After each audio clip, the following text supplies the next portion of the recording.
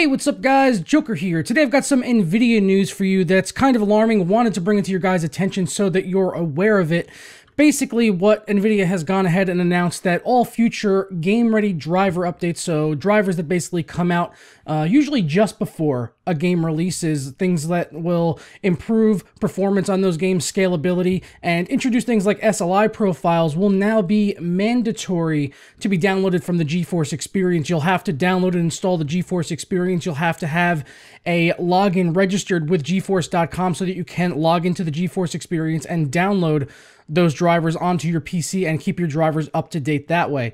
In the past, obviously, we could always go to the NVIDIA or the Geforce website and download individual drivers and then apply them to our PCs. That's the way it's been done pretty much since the beginning of time.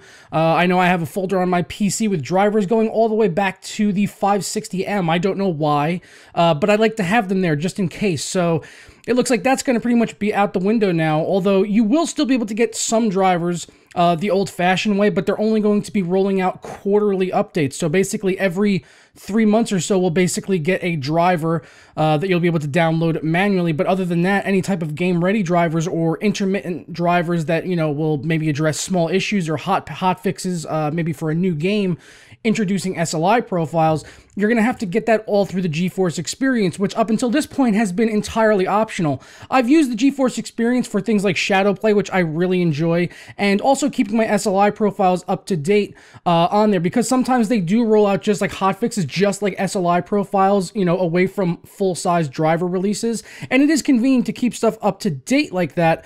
But I still like to have that option there for all of my drivers. It raises another question for me is, what if I get a bad driver? What if they automatically update me to a driver and it's a bad driver and I need to roll back just one driver and I don't want to go all the way back to the last quarterly release? That's going to raise a whole nother concern, you know, altogether. And I'm just not a big fan of this whole being forced to, you know, use their service because they want us all on their service. That's, in my opinion, I don't think that's ever been a good thing, forcing people to use something that they don't want to use, because otherwise, why would they have to do this? You know, why would they need to force us into it, you know, if we weren't already using it on our own? Obviously, enough people aren't using it, and I guess they can't be bothered to figure out why, so they're just going to go ahead and force it down everyone's throats, and that's never a good thing. So, you know, let me know what you guys think about this down in the comments below. Are you guys already, you know, using the Geforce experience to keep all your drivers up to date, or are you doing it the old-fashioned way like me? Just because I just like the old ways, you know. I'm just like a, you know, I'm a Fedora tipping kind of guy, and I just like to chill out and, you know, download drivers manually, you know. I don't know where I'm going with this, but I just had the Fedora. It was just kind of sitting there, and I was like, well, if you have a Fedora, you can't not wear it, so here it is. Yep. I'll catch you guys next time, though. Ta-ra. Ladies. Tipping intensifies. It's so silly. Huh.